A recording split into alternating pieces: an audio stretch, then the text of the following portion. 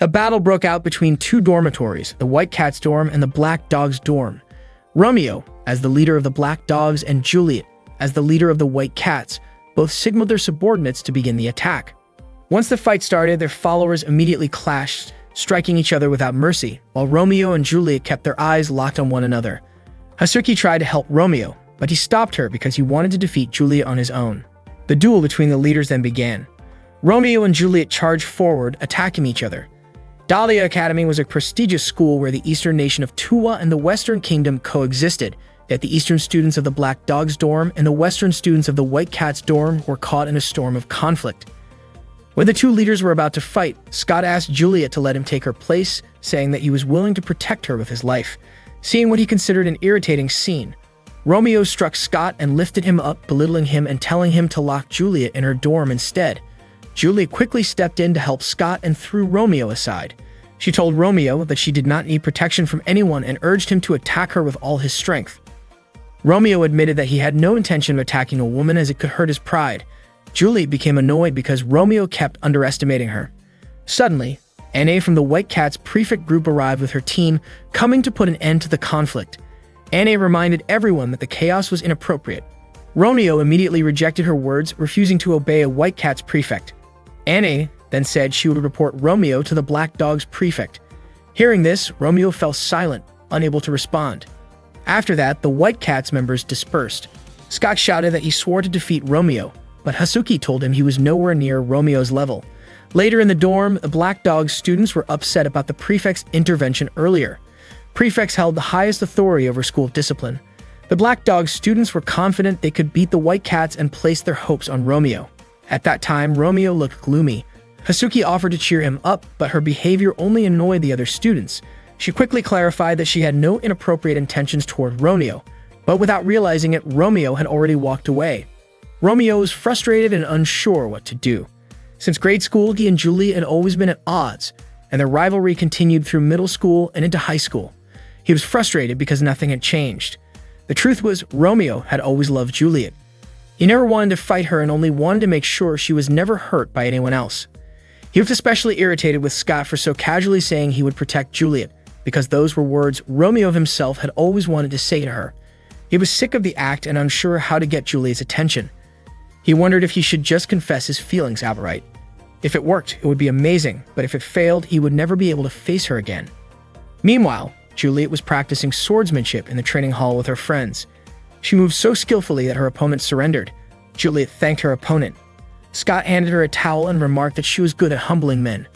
Juliet admitted she was not that skilled yet. She only wanted the strength to change the world. She said that whenever she spoke about it, people would laugh even though she was serious. For that reason, Juliet did not want to be underestimated, but Romeo always seemed to hold back and treat her lightly. She was so annoying that she accidentally tore Scott's towel.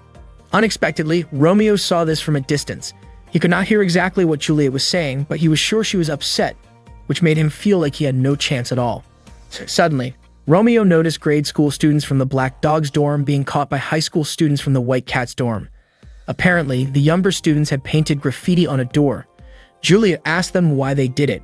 One of them explained that the White Cats grade school students had mocked them by calling them weak. A friend of Juliet's pushed the boy for his rude words, causing him to get a nosebleed. Juliet stopped her friend and said that it was true the Black Dogs grade school students were weak. She told them that insulting back was not real revenge because it would not help a friend in trouble. Juliet even dismissed the idea of such retaliation. The boy with the nosebleed grew upset at being underestimated and pushed Juliet. She said that this was what real strength looked like, and it turned out he was capable of doing it. Hearing her words, the boy was moved.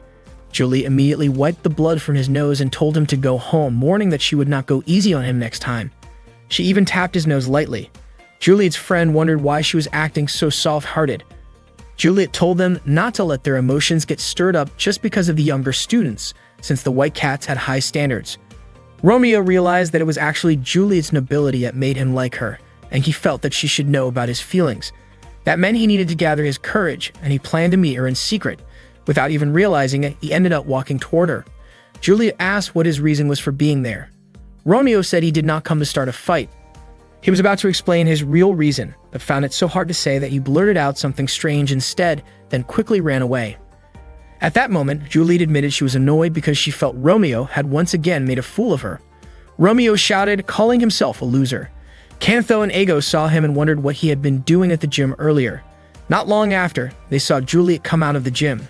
From Mavo's observation, Juliet usually walked back to her dorm alone, and that was the perfect chance for them to defeat the leader of the White Cats. Cantho prepared their masks so their faces would not be recognized. Chizuru was also with them, saying that Romeo's way of dealing with the White Cats was far too slow. Juliet was walking alone toward her dorm when Ego and Cantho followed her from behind, already carrying blunt weapons. When Juliet turned around, they froze up and acted awkwardly. Even though they were wearing masks, she recognized them as Ego and Cantho. Since their cover was blown, they went ahead and attacked. Cantho swung his stick toward her, but she dodged and kicked him back. Ego then came from behind, ready to strike, but Juliet swiftly kicked him down as well. Suddenly, Chizuru sprayed pepper solution into Juliet's eyes. Ego grabbed her, holding her tightly so she could not break free, and Cantho covered her mouth with tape. Juliet had no idea why they were suddenly attacking her. But to Chizuru, this was part of the internation rivalry, and they would do anything for the Black Dogs to win. Chizuru then used a box cutter to slash Juliet's uniform. Just then, Romeo arrived and pulled Juliet away from them. Ego was confused as to why Romeo was rescuing her, while Chizuru said Juliet had stolen their target. Before long, someone was about to pass by, so Chizuru told Ego and Cantho to retreat. Romeo was shocked when he saw Juliet's torn uniform. She opened her eyes, heard his voice, and backed away in fear. He began to wonder if she thought he was the one who attacked her, so he asked her not to misunderstand. Juliet, with tears in her eyes, quickly left. That night, Chizuru, Ego, and Cantho came to Romeo's dorm to ask what he had done earlier. They wanted to talk outside, but without a word, Romeo immediately struck all three of them, furious that they had caused him what felt like a personal disaster. He thought about going to Juliet's dorm to explain the misunderstanding, but figured it would be pointless. Suddenly, an arrow flew past and struck near Chizuru's head. It carried a letter from Juliet asking Romeo to meet her at the fountain in the central plaza right away. Romeo went there and found Juliet already waiting, holding a sword. He was certain she wanted to challenge him. Juliet asked whether he had attacked her earlier or saved her. If he had attacked, she would fight him with the sword she carried. If he had saved her, she wanted to know why, since they were supposed to be enemies. The real reason was love, but Romeo could not bring himself to say it because he was not ready, so he decided to lie like he usually did. Juliet said that if he saved her out of pity, that was just as hurtful, because she did not want to be pitied by anyone. She cried, saying she could not stand being seen as weak by him any longer. Romeo began to realize that maybe she had cried earlier because of that. He tried to deny it, but Juliet pointed out that he always held back his attacks against her and avoided fighting, which to her was the same as underestimating her. Since they were kids, Juliet and Romeo had always been at each other's throats, to the point where their teachers often scolded them. All Romeo knew about Persia was that she was the only daughter of a noble family from the Western Kingdom, but in her homeland, titles and wealth were only passed down to men. If things stayed that way, she would lose everything. Romeo eventually understood why Juliet wanted the power to change the world. She wanted the strength to stand on equal ground with men, the intelligence so other nobles wouldn't look down on her, and the influence so no one could ignore her, all to change the laws of their world. Romeo realized he had been ignoring her feelings. His attempts to protect her had only ended up hurting her. Romeo decided he wouldn't hold back anymore. He told Juliet to fight him, and she thanked him before asking him to show his full strength. She had handed him one of her swords. They both got ready to duel, all because of Romeo's hesitation that had wounded her before. As they drew their swords, Romeo suddenly blurted out that he loved her and asked her to be his girlfriend. Juliet's face instantly turned red. Romeo reassured her that he was being serious, but Juliet got annoyed and attacked, thinking he was just messing with her again. Romeo told her he wasn't joking, and that the reason he'd never fought her seriously was because he loved her. He insisted he had never thought of her as weak, but Juliet just couldn't bring herself to trust him yet and kept attacking. They continued clashing until Romeo finally said everything he had been holding in. He would even change the world if that's what it took to stay by her side. Juliet was taken aback and ended up shoving him into a fountain. Walking over to him, she called him an idiot, saying she didn't understand why he was talking like that. She doubted he could pull it off alone, so she said she'd help him. To Romeo's surprise, Juliet agreed to be his girlfriend, but only if he could prove he could change the world. Romeo could hardly believe what he'd heard and asked her to say it again. Overwhelmed, he started crying tears of joy. Koksha, who happened to be there, was shocked too, since Romeo had always thought Juliet hated him. Juliet admitted she had never said she hated him. When Romeo asked if she loved him, Juliet said she didn't know. She told him to keep their relationship a secret. Romeo agreed without hesitation, saying it didn't matter as long as he could be with her. After that, they started dating in secret. The next morning on the way to school, Romeo caught up to her and asked if they could walk together now that they were a couple, but Juliet quickly told him not to talk to her. Romeo was stunned by her reaction. A moment later, Scott and Hasuki arrived to meet their respective leaders, and that's when Romeo realized Juliet had acted that way because other people were nearby. That day, the students from the Black Doggy dorm and the White Cat dorm crossed paths again, ready to start another brawl. Hasuki complained that the White Cat students were ruining the scenery, and Scott, not wanting to be outdone, fired back with his own remark. Juliet then suggested that they settle things with a match. Hasuki happily accepted the challenge, but she was startled to see Romeo's flustered expression that to her resembled a sheepish goat. Romeo quickly switched to a more intimidating look. Once the fight began, the students charged at each other without hesitation, trading blows without fear. Juliet swung her staff at Romeo, but he easily caught it. The battle grew more intense. Scott took a powerful kick from Hasuki, and Hasuki then offered to help Romeo take on Juliet. Scott, on the other hand, wanted to assist Juliet. But when both sides looked around, they realized Romeo and Juliet were no longer in the fight. It turned out Romeo had pulled Juliet aside to another spot. Juliet was confused about what he was doing. Romeo admitted he simply wanted to know more about her. Juliet immediately gave him information about her blood type, birthday, and eyesight, but that wasn't what Romeo meant. He explained that he wanted to spend time alone with her. Hearing this, Juliet chose to leave. Romeo didn't expect her reaction. He thought that couples were supposed to do romantic things together. He grabbed Juliet's hand and said that even without a reason, and even if there was danger, he still wanted to be with her. He was about to confess his feelings when Hasuki suddenly showed up to help him.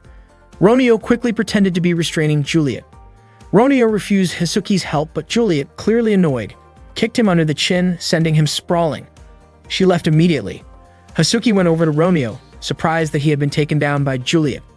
Later that afternoon, while Juliet was in the changing room, her friends praised her for defeating Romeo.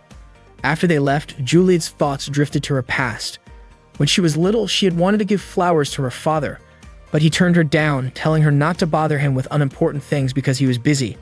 Romeo, on the other hand, always wanted to be with her for no reason at all. Suddenly, she heard Romeo's voice calling her name. Looking around, she spotted him at the window and was startled to see him there. She thought to herself that Romeo was acting like a flirt. Romeo said there was something he wanted to tell her. Juliet cracked the window open slightly, and Romeo quickly apologized for earlier. He explained that he had asked some grade school kids what people in the West do when they're dating, and they told him that giving a rosary was a sign of love. Romeo then offered the rosary to Juliet, asking her to accept it as proof of his feelings. Just then, Scott interrupted, asking Romeo what he was doing. Romeo countered by asking why Scott was there, and Scott explained that he was standing guard. Scott was convinced Romeo would try to attack Juliet when she was off guard. Juliet shut the window again, and Scott leaped at Romeo to catch him. The two of them fell, and Juliet saw Romeo holding up the rosary he had planned to give her. When Romeo regained consciousness, he was back at the dorm, resting on Hasuki's lap. Confused, he asked why he was there.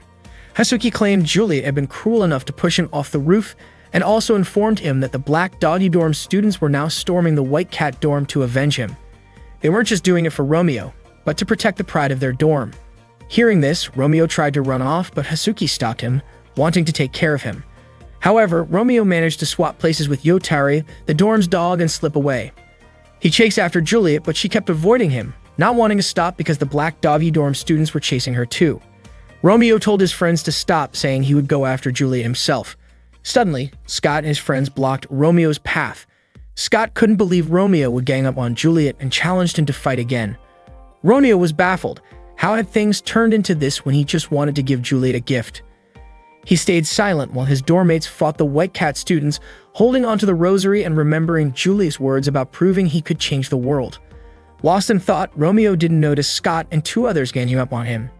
In the struggle, the rosary broke. Romeo's energy seemed to drain away as he walked off, leaving everyone wondering what was wrong. Then, without warning, Romeo lifted a huge statue. He was furious. Not because of the fight, but because the rosary, which had cost him so much, had been broken by them. Romeo attacked everyone with the statue he was holding, swinging it around to take down anyone involved in the fight, whether they were from the Black Dogs or the White Cats.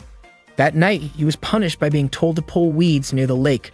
Feeling frustrated as he looked at the broken rosary, he was about to throw it into the lake when Juliet appeared and stopped him. She already knew about his punishment for damaging the statue. Romeo apologized for breaking the gift he had wanted to give her. Juliet then asked him to row a boat for her. Romeo worried someone might see them, but Juliet reassured him it was fine since it was already dark. He found it strange considering Juliet was usually the one reminding him to avoid being seen by others. They got on the boat together and headed toward the middle of the lake. Juliet enjoyed the cool night breeze while Romeo couldn't believe he was alone with her on a boat. Juliet then took the rosary from his pocket, realizing that was what he had wanted to give her. Romeo admitted he could just buy another one in town, so he didn't mind if she threw it away. Instead, Juliet told him to close his eyes. When he opened them again, he was startled to see her face right in front of his. Blushing, he realized she had placed a rosary around his neck. Romeo was surprised and asked if she had fixed it with magic, but Juliet explained that it was her own rosary. He then learned that people from her culture wore rosaries every morning for prayer, and she gave hers only to someone truly special as a good luck charm. This particular rosary had been a gift from her mother when she got accepted into the school. It was precious to her because she prayed with it daily, making it a sincere symbol of her feelings. Juliet asked Romeo to take care of it, but he said such a valuable item should stay with her, and that her feelings were enough for him. Juliet immediately began rowing back to shore. Romeo stood to try and stop her, but ended up falling into the lake. Not understanding why Juliet was upset, he called out for her to help him since he couldn't swim, but she simply left. The next day at school, Romeo was searching for Juliet in the courtyard when Hasuki approached and invited him to go into town with her to visit the Dahlia Garden. Romeo refused, explaining he already had plans with someone else. Curious, Hasuki asked who he was going with. Just then, an adorable-looking boy walked up to Romeo, and Romeo quickly left with him. Only then did Hasuki realize why Romeo had never shown interest in her. She assumed he was into boys. Shocked, she fainted and was immediately taken to the student infirmary by her friends.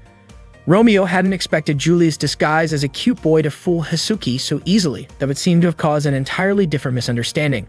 The day before, Romeo and Juliet had gone to the confessional to talk. Romeo had asked her out for the next day, since it would be the only day in May when they could leave the dorms. Juliet refused, saying it was impossible. If they had to meet in secret even just to talk, there was no way they could go on a date openly. Romeo then handed her a uniform and a wig for a disguise, both handmade by him. He was confident they could go on a date without being recognized. Juliet called him an idiot, warning that it would be dangerous if they were caught. Romeo looked disappointed, saying that if things kept going this way, they'd never be able to have a date. Seeing him upset, Juliet told him that even if Mia cried, it wouldn't change anything. Dating was impossible for them. Yet the next day, she wore the disguise and went out with him anyway. Suddenly, Scott appeared, calling out Juliet's name. They thought their cover had been blown, but Scott explained he was just searching for her because he could sense her scent near Romeo. He then ran off to look for her, hoping to invite her to tour the city. Romeo felt relieved that her disguise had worked and figured it was finally time to enjoy their date.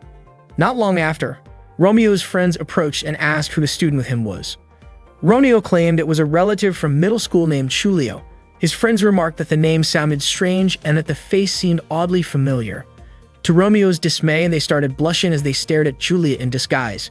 Soon, even more female students began approaching, curious about the cute boy with Romeo. As the crowd grew larger, Romeo became increasingly annoyed. They were completely ruining his date plans. They eventually arrived at Dahlia City. Both the city and Dahlia Academy had been established as a symbol of friendship between the Western nation and Tua. To Romeo's surprise, his friends had followed them there. It turned out they wanted to hang out with Juliet as well. Romeo told them they would have to defeat him first if they wanted to spend time with her. Mia was puzzled to see Romeo looking so cheerful, especially since, according to Shizuka, he usually didn't care about those around him, had a stern face, disliked chatting, and often gave off an intimidating aura. At that moment, Romeo was picking out a rosary, while Juliet was surrounded by friends, which meant he couldn't give it to her in front of them. His frustration didn't stop there. When they went to a restaurant he had planned to visit, every seat had already been reserved. That ruined his idea of having a meal together while enjoying the ocean view. Romeo still couldn't figure out why his friends kept following him. In the end, they settled for eating ramen. Everyone tried to convince Juliet to sit with them. That was when Chartreuse from the White Cat's dorm happened to be at the same restaurant, enjoying her meal. She wasn't surprised by the commotion caused by the Black Dog students, but she was briefly startled when she saw Juliet's face. Romeo and the others ate ramen together, though he couldn't help wondering why they ended up in such a dull place. Juliet struggled to use chopsticks and accidentally spilled ramen on her clothes. Romeo quickly tugged at the hem of her pants so the hot broth wouldn't burn her skin, but Juliet yelped and hit him in embarrassment. Afterward, they went to an amusement park. Romeo hadn't expected his lunch and shopping plans with Juliet to fall apart like that, so he grabbed her hand and led her to the haunted house. Inside, he felt relieved to finally be alone with her in the dark. Suddenly, a zombie appeared.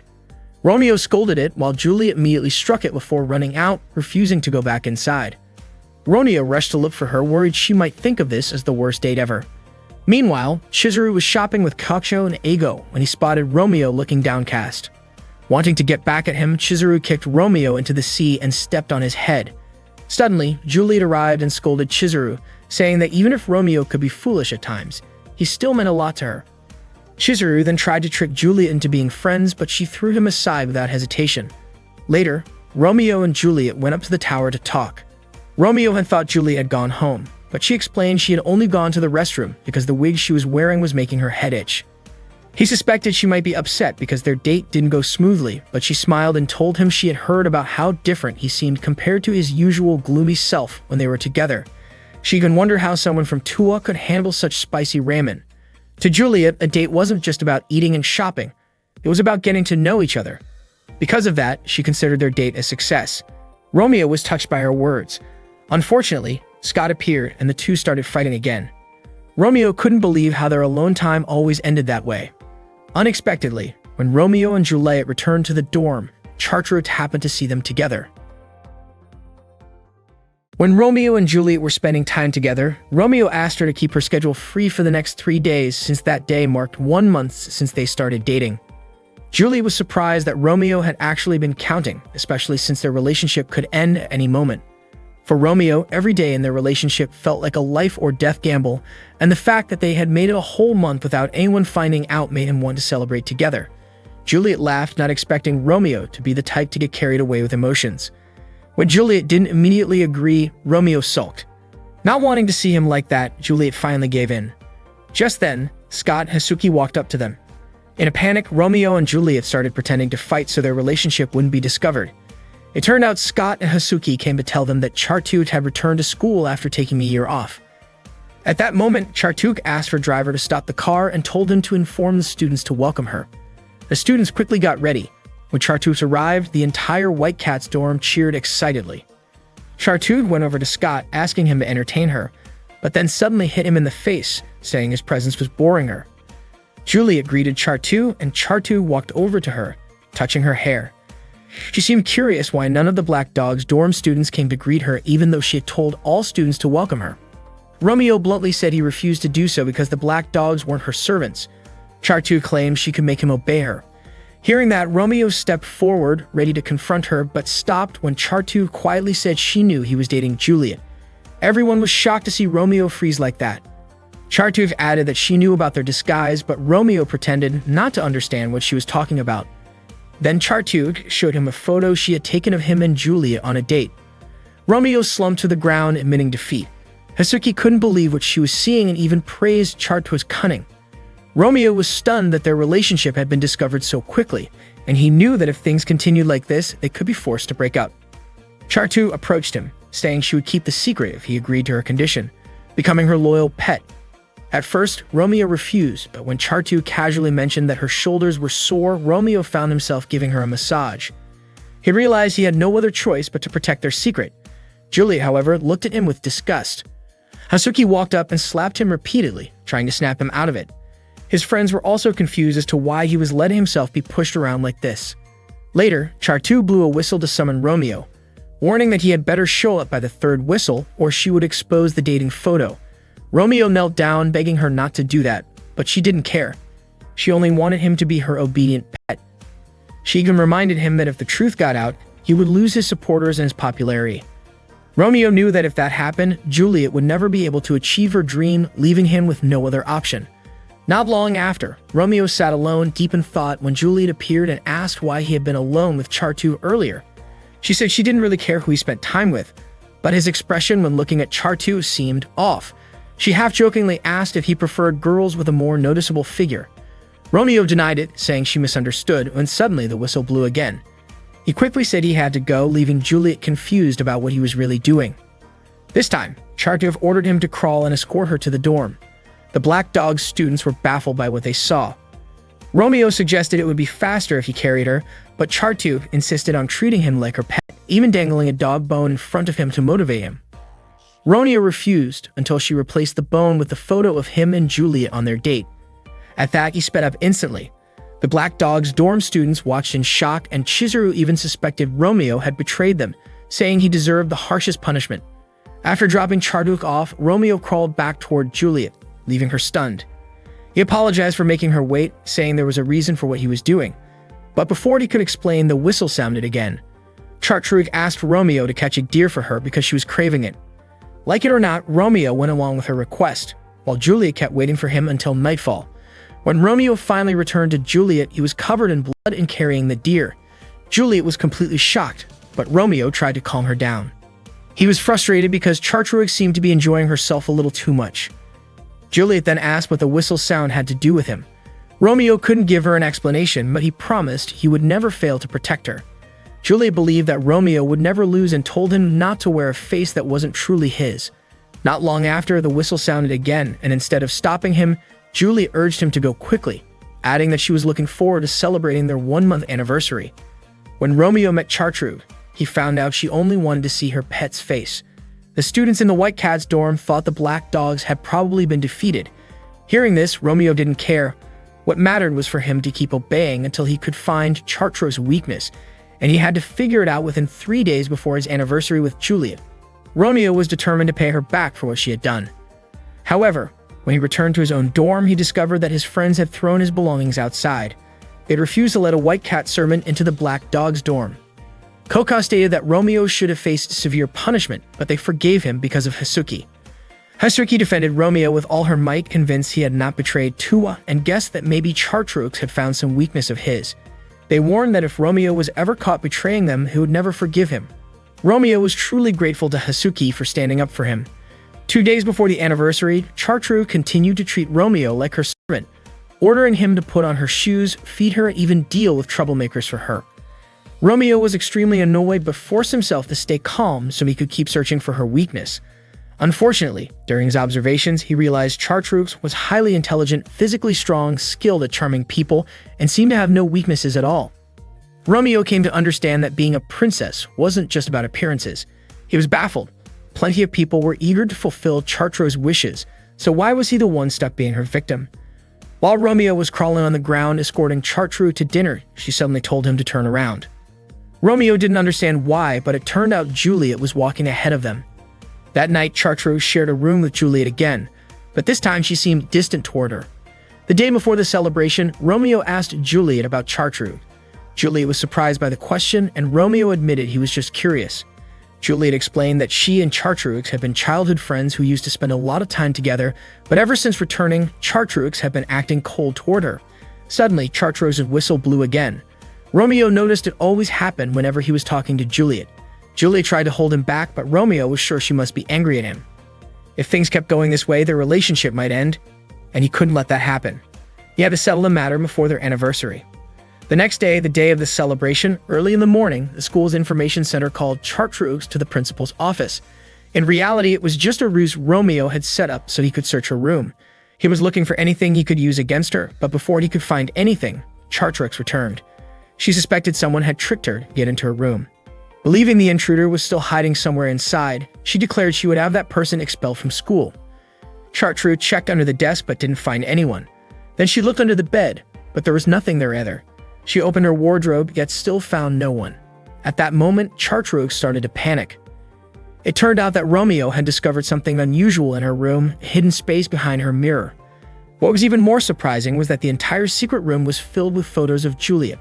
Romeo suspected that Charduk must have feelings for Juliet. Charduk denied it, and when Romeo tried to take the photos, she stopped him, saying they were her collection. Romeo began teasing her, imagining what Juliet and the other students from the White Cat's dorm would think if they found out that the princess of their kingdom had secretly gathered photos of Juliet. Charduk immediately tried to attack him. Romeo suspected that Charduk wanted to break him and Juliet apart because she was jealous. Frustrated, Charduk pushed him away and admitted that Juliet had always been by her side, always listened to her, and was her most precious and important friend. Charduk was upset that Juliet had chosen to be with Romeo instead, something she couldn't forgive. She pleaded with Romeo not to take Juliet away from her because Juliet meant so much to her. Romeo then realized that Charduk truly liked Juliet. Soon after, they heard Juliet's voice from outside the door, and Romeo discovered that Juliet was actually Chartruk's roommate. Panic set in for Chartruk. Her photos of Juliet were scattered everywhere, and she didn't want Juliet to find out about her feelings. Romeo advised her not to give up and suggested buying some time. When Juliet opened the door, she suspected someone else was in the room, but Chartruk blocked her way. Juliet tried to enter, yet Chartruk kept stopping her and tried to start a conversation at the door. Growing suspicious, Juliet insisted on coming inside, explaining she had an urgent matter. When Juliet finally stepped into the room, all the scattered photos had already been cleared away. She went to fix her hair in front of the mirror. Chartruk assumed Juliet must have an important plan given how tense her face looked. Juliet was confused about why she was being asked that, and Chartruk admitted she felt like Juliet might not come back. Juliet didn't understand her meaning, assuring her that no matter what happened, she would always stay by her side because Chartruk was her friend. Juliet apologized for calling her Char, but Chartruk told her that only Juliet was allowed to call her that. She held Juliet's hand tightly, and for a moment, they both felt like things were just like the old days. Juliet then left, saying she had promised to meet someone else. After Juliet was gone, Chartruk opened the mirror again and found Romeo looking at the photos. She checked to make sure he hadn't stolen any. Chartruk asked why he had helped her when she had treated him so poorly. Romeo explained that if the truth came out, he wouldn't be able to use it against her anymore, and besides, he understood what it was like to be unable to confess feelings to someone you liked. Chartruk told him that as long as he was dating Juliet, Juliet would be in danger, and that was why she couldn't give her blessing. Romeo called her a girl who wasn't cute, to which Chartruk agreed, saying she was the tired princess from the West. That night, Romeo met Juliet by the lake and apologized for being late. He was surprised that she wasn't angry, and she explained something good had happened. Romeo told her not to worry about him asking about Chartruk. Juliet had already thought about it and said she could understand if he was curious about questionable things. Romeo quickly denied it, calling it a misunderstanding. He was shocked to see the rosary he had given her was whole again and that she was wearing it. Juliet explained that she had repaired it because she could never throw it away. Romeo was moved to tears, and Juliet worried that someone might see him like that. From a distance, Chartruk had been watching them.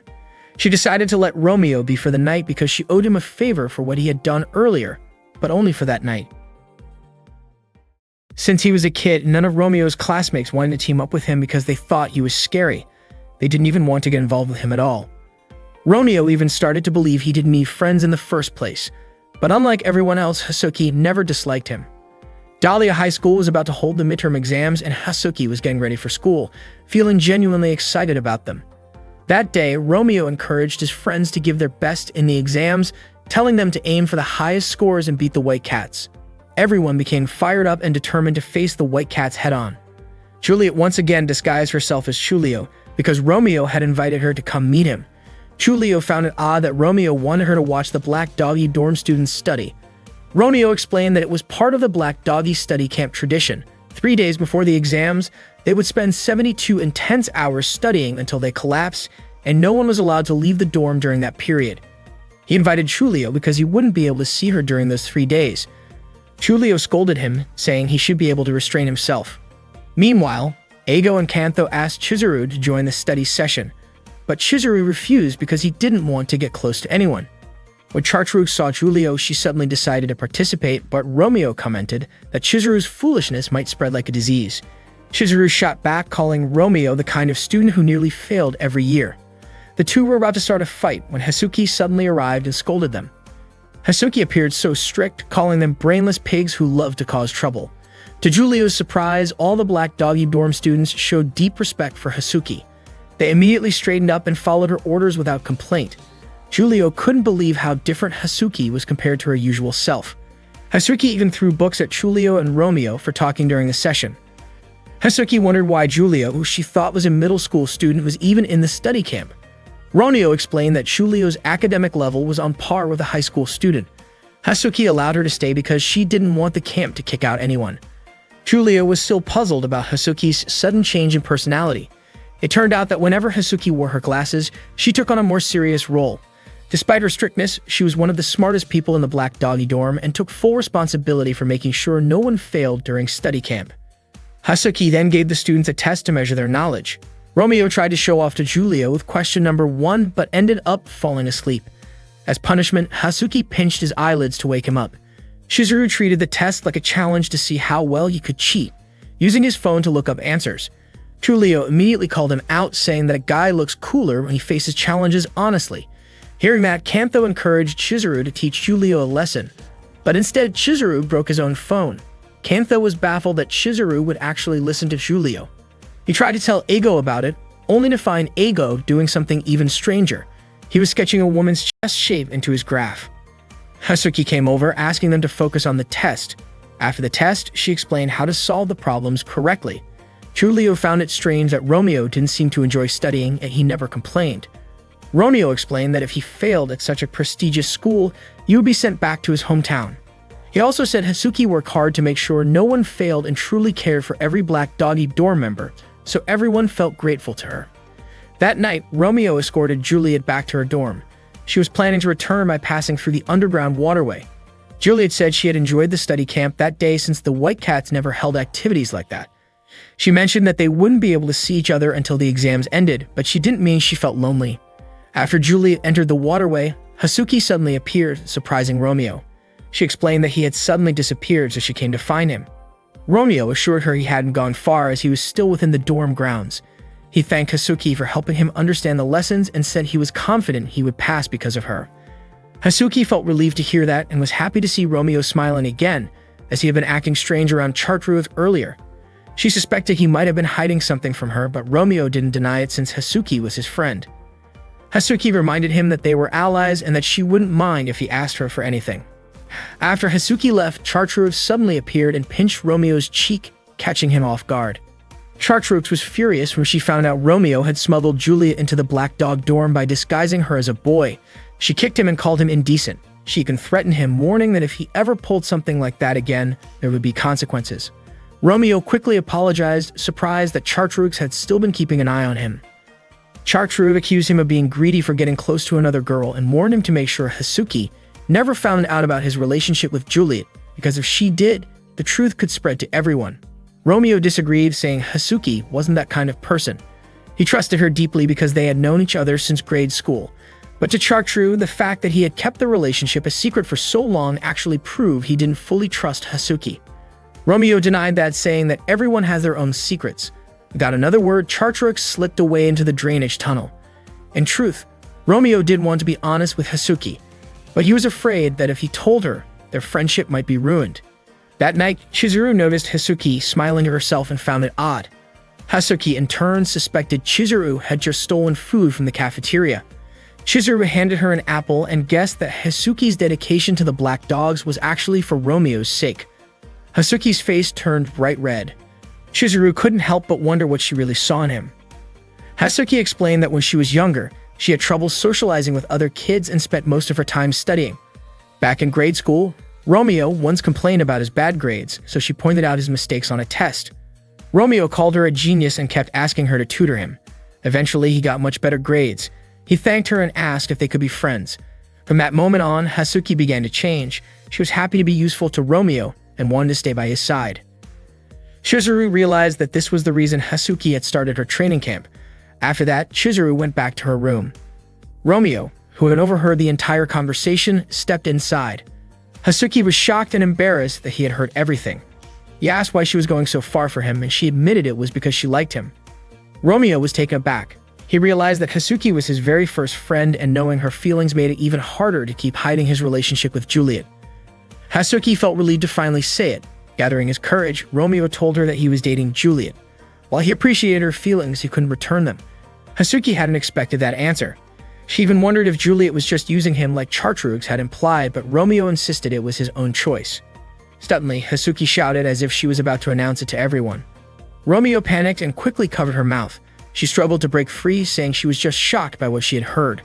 Romeo was surprised. He had believed she would understand if he explained it to her. Hazuki then hugged him and draped a white kimono over his shoulders. Romeo swore he never intended to betray the Black Dogs. Hazuki reminded him of their dorm's rule. If someone fell in love or got into a relationship with a white cat, they had to take responsibility in the most extreme way. She reached for the Tuwa sword, saying that even though she was sad, a rule was still a rule and she was willing to follow it herself. Romeo, startled, asked if the sword was just a replica, wondering why so many girls in the school loved carrying swords.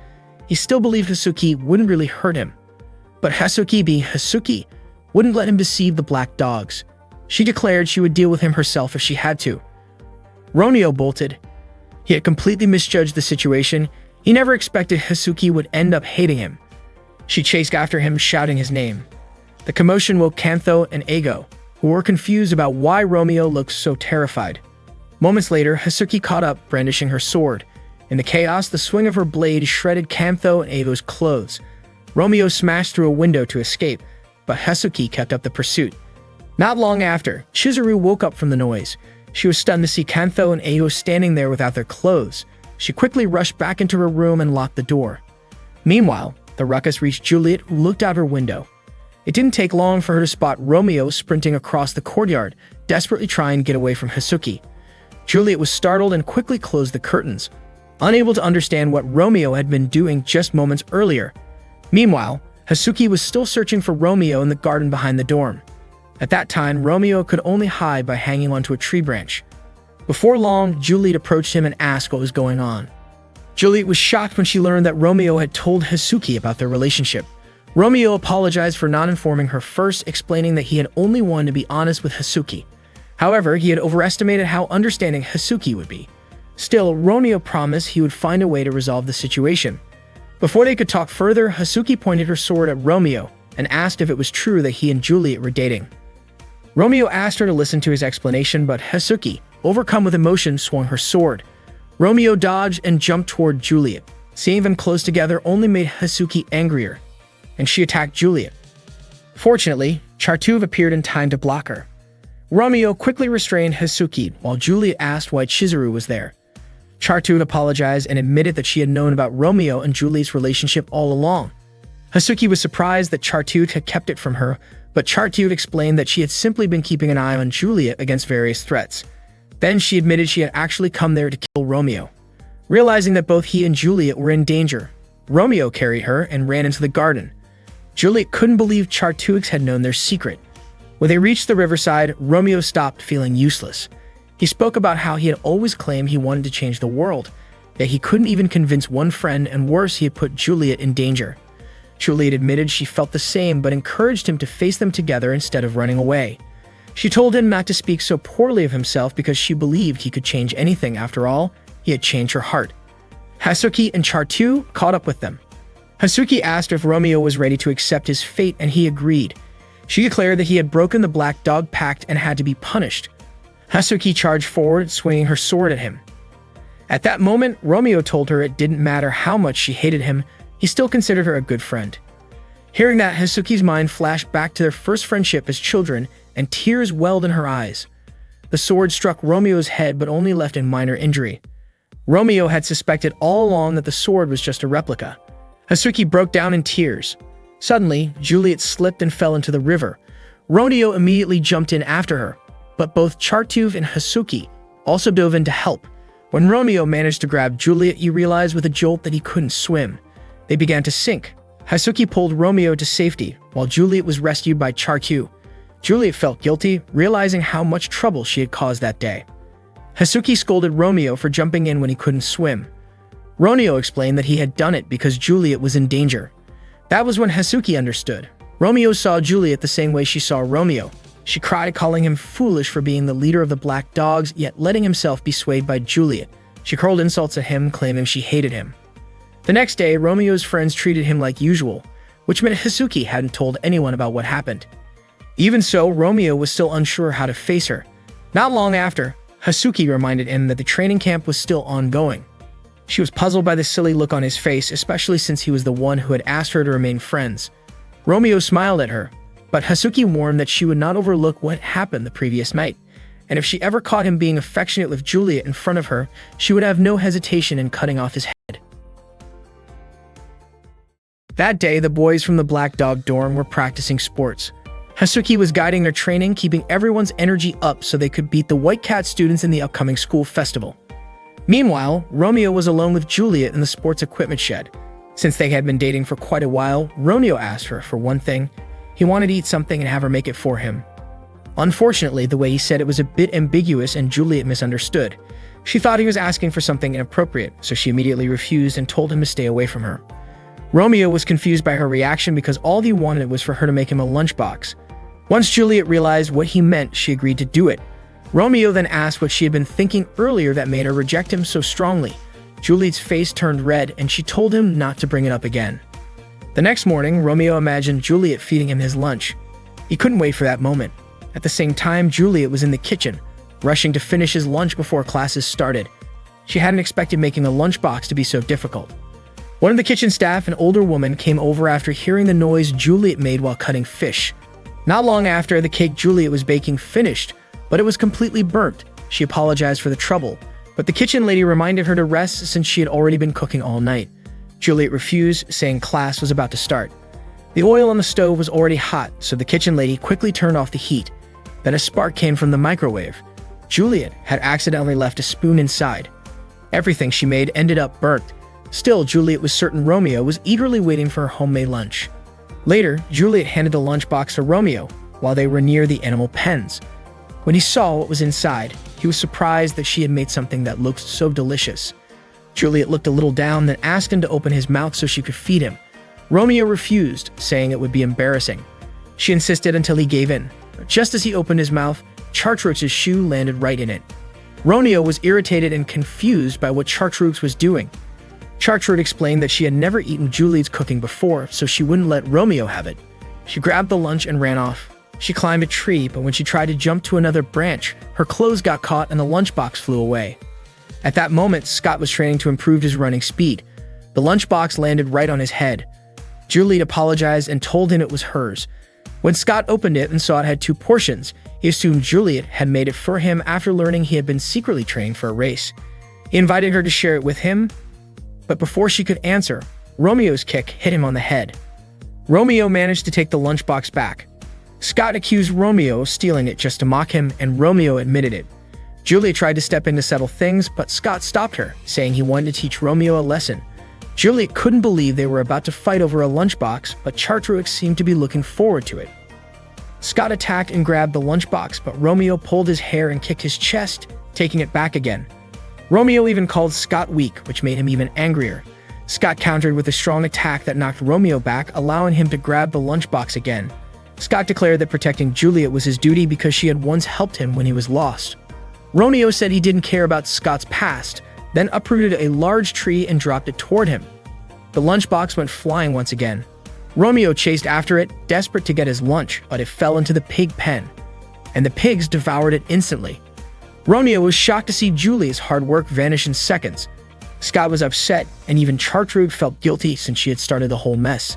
Scott cried because he couldn't protect Juliet's lunch. Chartreuse pulled him away, saying she wanted to spend time with him. Romeo blamed himself for wasting all of Juliet's effort, but Juliet told him she was the one who should apologize. She admitted she hadn't actually made it. She couldn't cook, so she had asked the kitchen lady to make it instead because she didn't want to disappoint him. Romeo was stunned to realize he and Scott had fought over something the kitchen lady made. Juliet then offered him some cookies she had tried baking herself, even though they hadn't turned out well. Romeo gladly accepted them. She warned him not to expect much from the taste since she had overbaked them. Romeo ended up eating the burnt cookies. Even though they tasted terrible, he kept eating them and said they were delicious. Juliet hit him repeatedly as he continued eating her cookies, but Romeo just laughed and told her she was simply a girl with normal weaknesses.